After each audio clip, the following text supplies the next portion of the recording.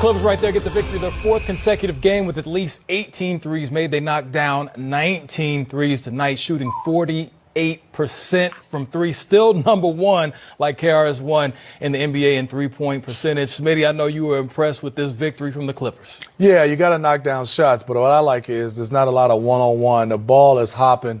You can see with Coach Lou, he's having them share the basketball, and they're enjoying drawing two. They're getting a lot of hockey assists as well, so I like how they're playing.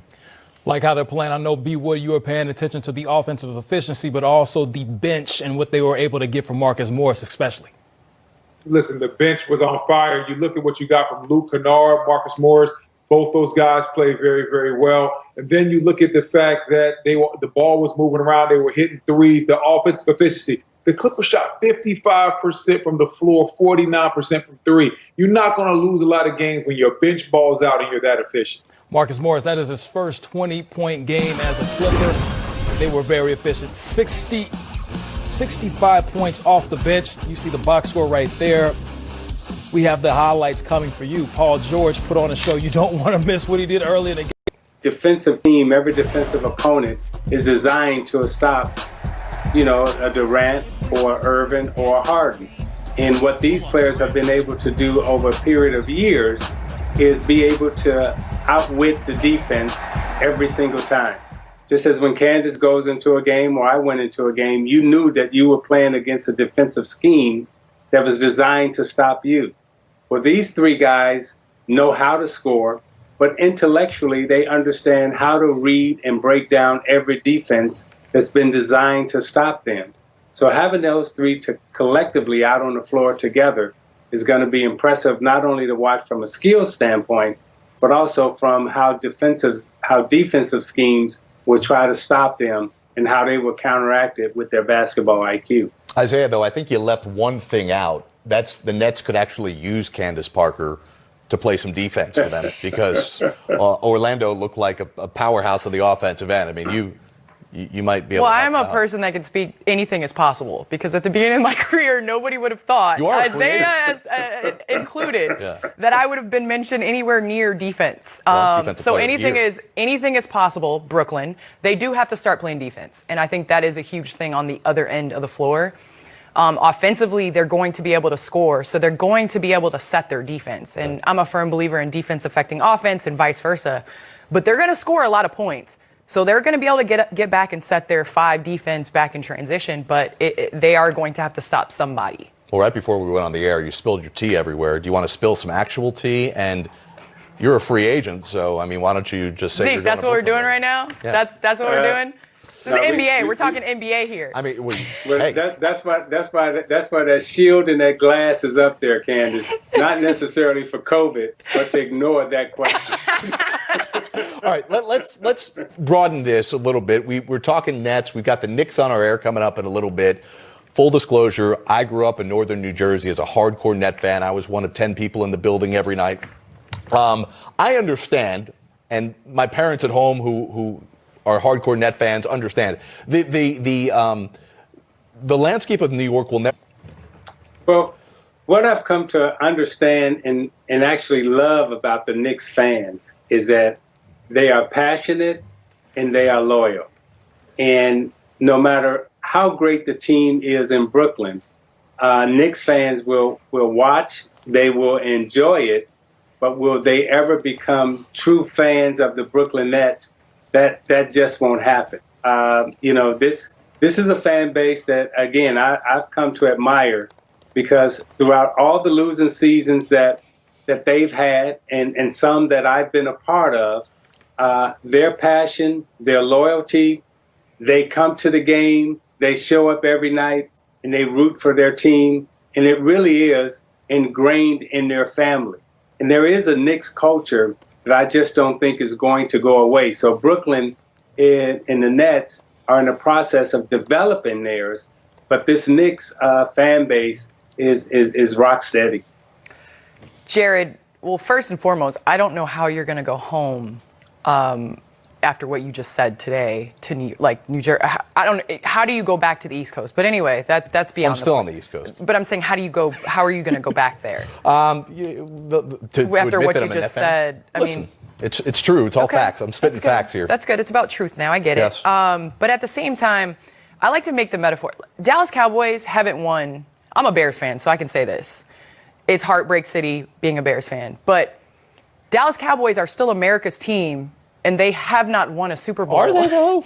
I see a lot of Dallas Cowboy hats in the airport in Atlanta. Yeah. Maybe it's just because, there's not a lot of Falcons fans in Atlanta. But I use this example of, I don't think it'll ever be New Jersey Nets town, but I like being the Grinch. Right. I like spoiling things, and I think KD, Kyrie, and So we mentioned that triple-double and the short list of having a triple-double in a team debut. Also not listed there, Russell Westbrook this season with the Washington Wizards. But GA, 14 assists, most ever in Nets history in a debut. Just as a facilitator, show us how he was so special in his first game in Brooklyn. That's the beauty of James Harden. We think so much about his ability to score the basketball, but he's equally adept as a facilitator. I think he's one of the 5 best passers in the game. He is so incredible in the pick and roll. Sometimes that gets lost. Very similar to what we saw with Anthony Davis. There was so much about maligning him for not wanting to be in New Orleans that we forgot about the brilliance of the ability. And I think that's the same with James Harden. I think this is a perfect situation. Now, I will say this. They are atrocious defensively.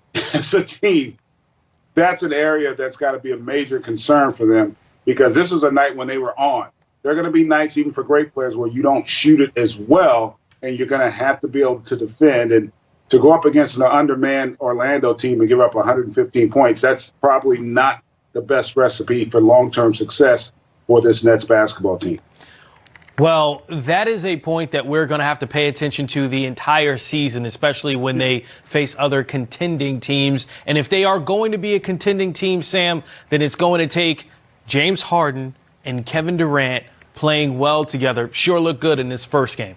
Yeah, they did, man. I mean, look, it's going to take them a while to figure out where each other likes the ball at and the space on the floor. But James Harden just fit right in. And you got to remember, he and KD started off together. GA said it, the defense. They're going to have to figure out how to play defense, because that team in the Western Conference, the Los Angeles Lakers, we know when they put their mind to it, they're the best defensive team in the league. So the Nets, as great as it was for an opening debut for James Harden, they're going to have to figure out as time go on how to improve their defense. One key point you said, Sam, as time goes on, and GA, we all expect Kyrie Irving to be back into the mix.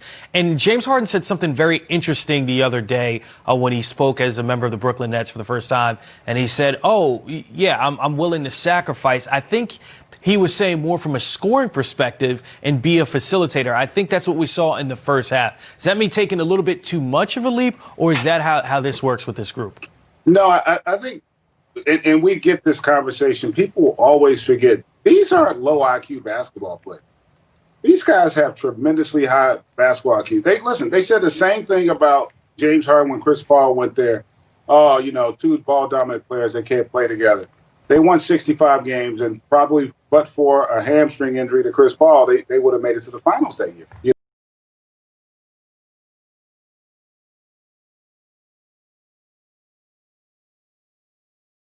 They were up 3-2 in that series when he went down. They said the same thing when they had Westbrook come to Houston, and those two were able to coexist. Now, the team wasn't good enough to compete for a championship, but those two were able to make it work. Similarly with these two, and when you add Kyrie into the mix, again, these are all very efficient basketball players. They're all great shooters, and they're all comfortable playing with great players. You've seen it with Kyrie when he was with LeBron. You saw it with Durant when he went to Golden State. And so I think because of their style, Durant is a catch-and-shoot guy. He's not a ball-dominant guy. He can get his like tonight. You don't even notice he had 42. I mean, it was easy for him, and that's how he scores. He doesn't pound the ball a lot. Kyrie can also be a catch-and-shoot guy. And I think if those guys buy into winning, they're still going to have to play well and score, all three of them, because they don't have a lot of other guys that can consistently create their own offense. They're going to be reliant on that trio. So it's just a matter of can they fill out that roster? Can they get enough defense? Can they get enough rebounding? and spacing. With Joe Harris, that helps. Those are going to be things we'll find out as the season progresses. And can they stay healthy, both physically and mentally, as we see what's going on with Kyrie Irving right now? Yeah, Kevin Durant has been playing a lot of minutes for the Brooklyn Nets, coming back from that Achilles injury, and that's something that we should always monitor when a player's coming back from an injury like that. Another team I want to take a look at is a game that's in progress right now that we're going to go to in a few minutes. Memphis Grizzlies and the Philadelphia 76ers. Some interesting things happening with those two teams. So, Sam, when I look at